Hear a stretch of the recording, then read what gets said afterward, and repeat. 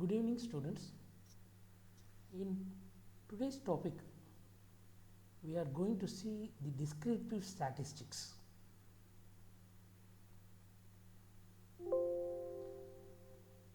Introduction to descriptive statistics in terms of chemical engineering perspective. Descriptive statistics are essential for chemical engineering applications where large data sets are collected. These data sets come from various processes such as reaction kinetics, thermodynamics, heat and mass transfer, fluid dynamics and process control. These are core subjects of chemical engineering, as you know.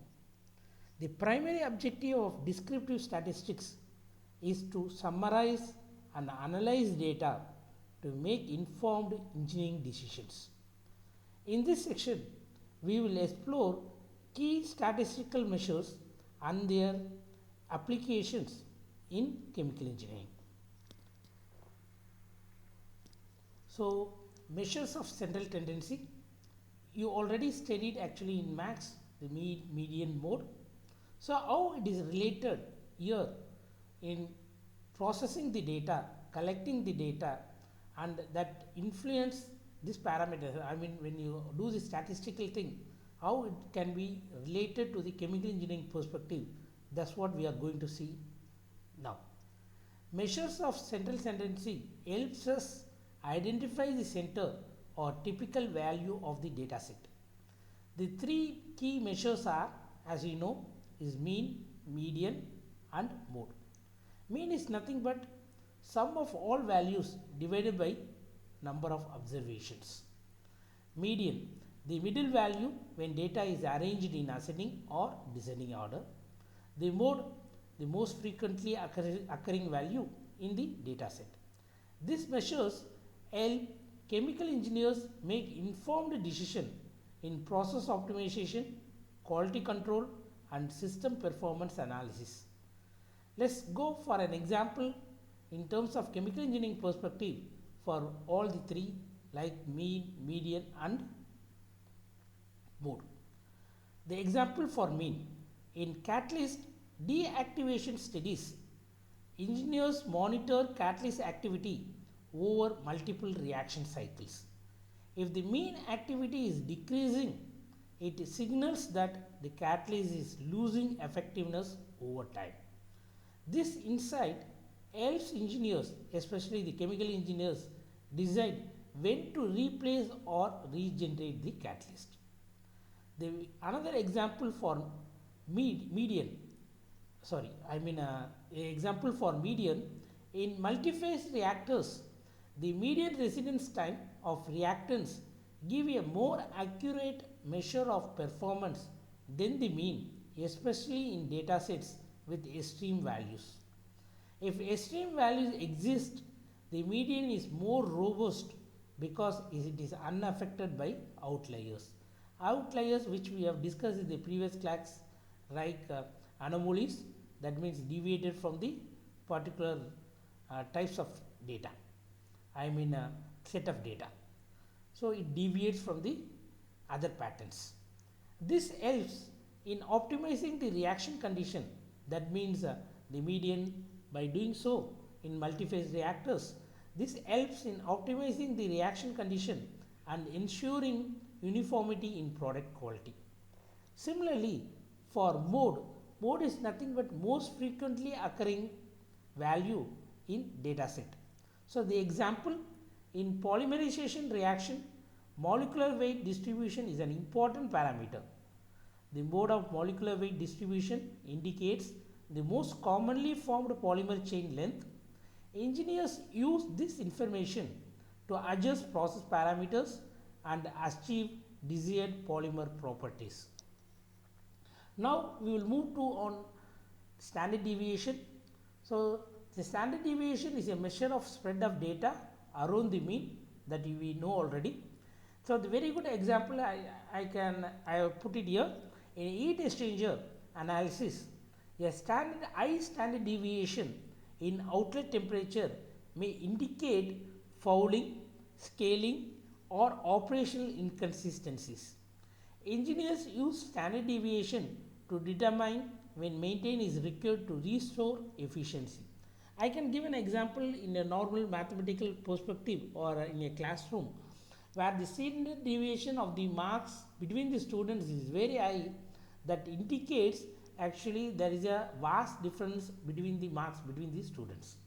So it has been evaluated in terms of evaluators.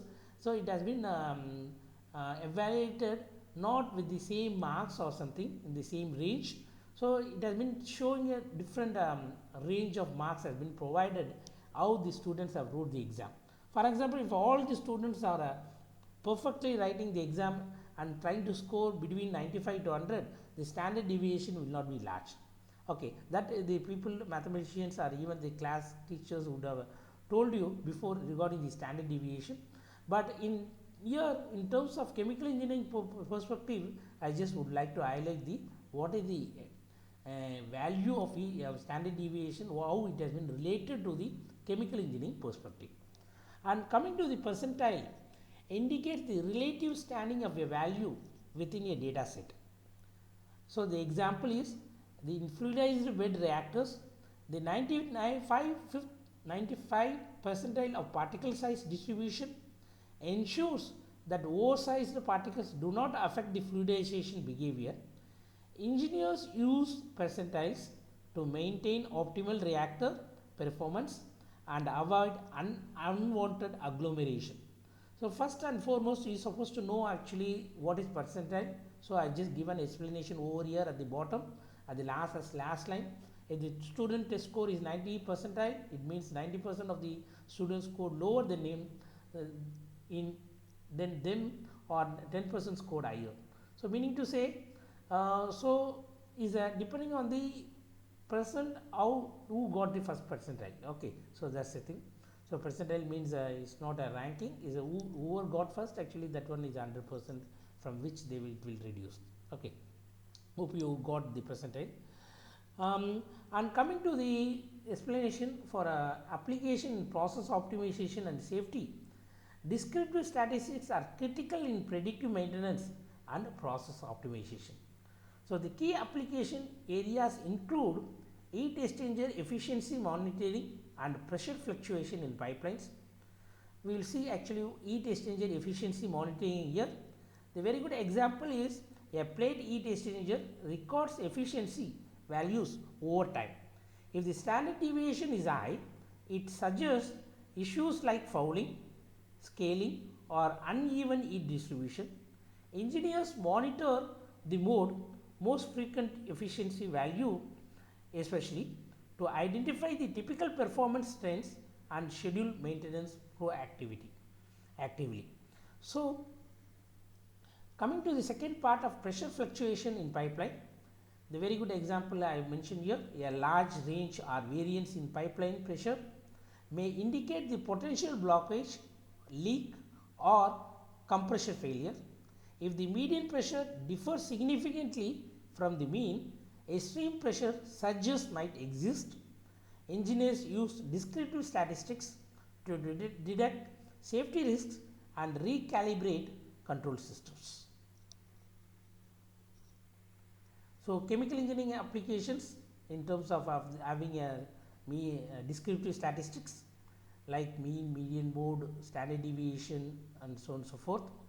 So here descriptive statistics plays a crucial role in chemical engineering fields such as reaction kinetics analysis, analyzing the mean conversion rate and variability helps assess the reaction consistency, process optimization, monitoring and optimizing process parameters such as heat transfer efficiency in distillation columns and mixing uniformity in reactors. The another 2 points are quality assurance in manufacturing and environmental engineering that we are going to discuss here in this slide. So the quality assurance in manufacturing ensures product consistency in high performance polymers by analyzing the batch to batch deviations.